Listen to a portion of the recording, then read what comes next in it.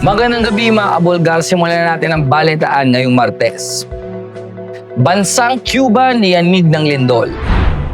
Isang malakas na magnitude 6.1 ang tumama sa hilagang bahagi ng Cuba nitong Lunes, June 8, na nagdulot ng pangamba sa bansa at nagresulta sa pagkasira ng maraming gusali. Kaugnay nito, pahirapan ng komunikasyon sa rehiyon dahil sa malawaang brownouts habang wala namang naiulat at tsunami, major damages at casualties. Ang nasabing lindol ay umabot din sa mga lugar katulad ng Mexico, Florida at the Caribbean area.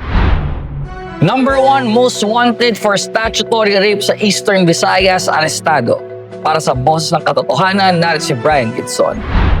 Nadakip ang isang 33 anyos na lalaki mula Northern Samar kasabay ng warrant of arrest galing sa Regional Trial Court ng Catarman nitong Lunes, June 8 sa barangay ng San Miguel, Pasig City. Ang nasabing suspect ay nahaharap sa kasong 5 counts of statutory rape under Article 266A Paragraph D ng Revised Penal Code with no bail recommended dahil sa patong-patong na kaso. Ayon naman kay PNP Chief Police General Brigadier Jose Melencio Maratates Jr., walang makakatakas sa batas at patuloy ang ahensya ng kapulisan sa pagtutugi sa mga wanted persons hanggang ito ay mapanagot sa mga kasong kinakaharap.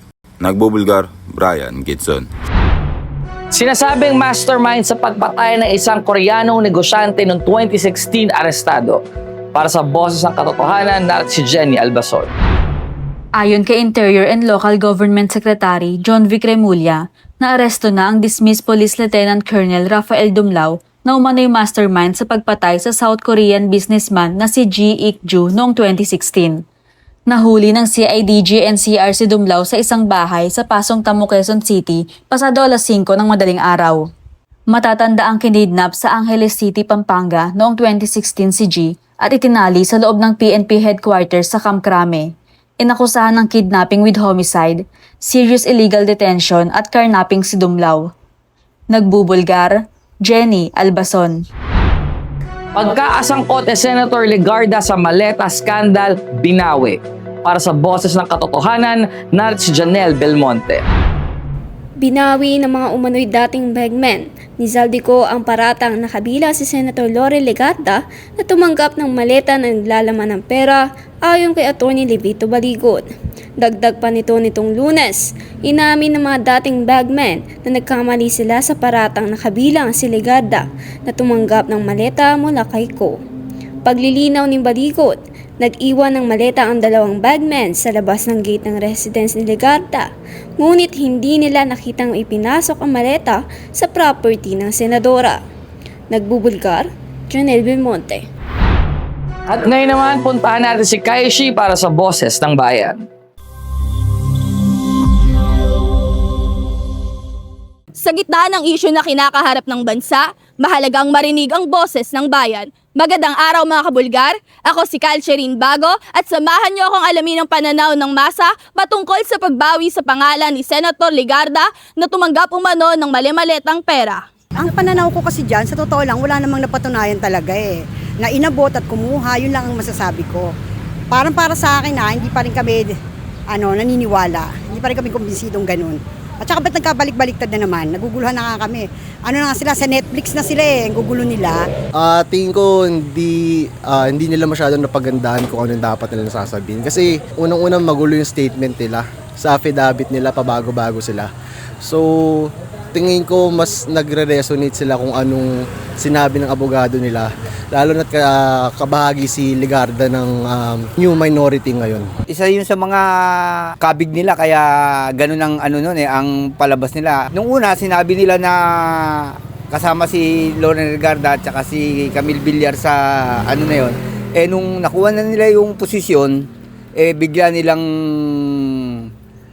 hindi sinama dahil nga sila na yung nasa kapangyarihan. Hindi nila alam na yung panakapangyarihan na mahahawakan nila panandalian lang. Nakuha nila Sherwin Gatchalian. Ngayon, yung 18 na yun ngayon, dinidiin nila yung mga alyado ng administrasyon dahil nga siyempre, ayaw nilang pumayag na makuha yung liderato ng Senado sa kabilang panig pagka nagkaganong kasi, lalabas ang katotohanan. At yan ang mga opinyong nakalap sa araw na ito. Para sa Boses ng Katotohanan, ako si Calcherin Bago, nagbubulgar. Nasaktan si Dennis Padilla sa naging hakbang ng kanyang anak na si Claudia Barreto. Ibinahagi ni Dennis Padilla na naghain ng petisyon si Claudia Barreto upang alisin ang kanyang apelyidong Valdivia sa legal nitong pangalan. Sa isang Instagram post, nagbahagi ang aktor ng dokumentong may kaugnayan sa naturang petisyon. Vandolph Quezon, inaming namimiss pa rin ang kanyang amang si Dolphy. Para sa Boss ng Katotohanan, narito si Mary Rose Anterio. Sa panayam sa Kay Susan Tayo Vlog, ibinahagi ni Vandolph na hanggang ngayon ay namimiss pa rin niya ang yumaong comedy king na si Dolphy. Ayon pa kay Vandolph, hindi lamang mahusay na komedyante ang kanyang ama, kundi isa ring mabuting magulang na nag-iwan ng mahahalagang aral sa kanya. He's a good dad.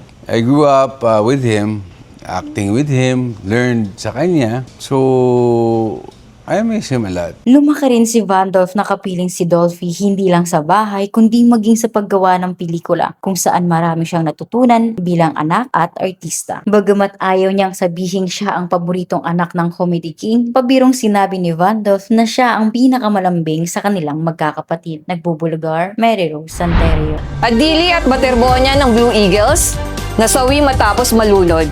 Para sa Boss ng Katotohanan, narito si Miguel Banaag.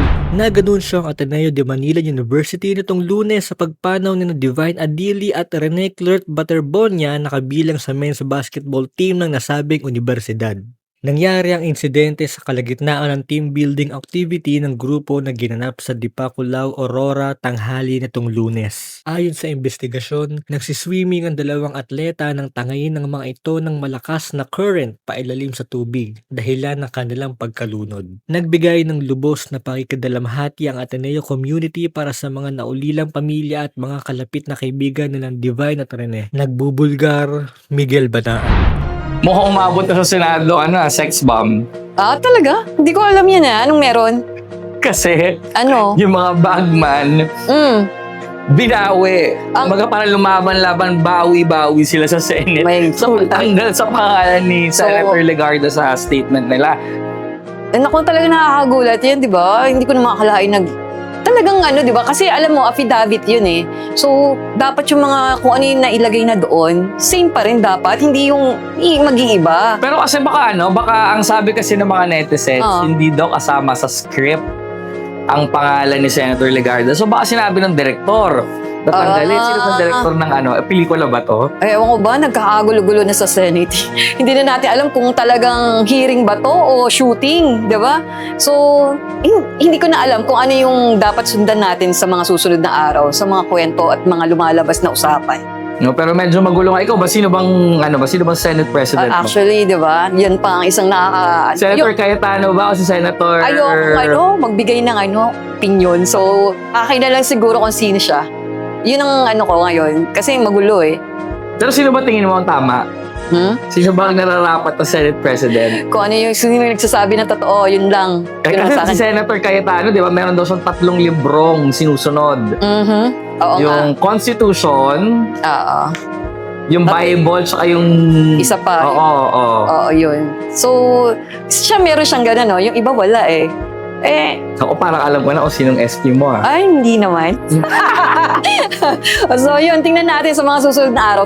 Tanungin mo ulit ako, yan, di ba? Pero yun, madaming isa pang discussion kasi dun sa statement nung 18 Bagman na marami sa mga original sworn statement nila ang hindi na rin nasama. Diba? Oo. Kung kulang na talaga. Kulang na.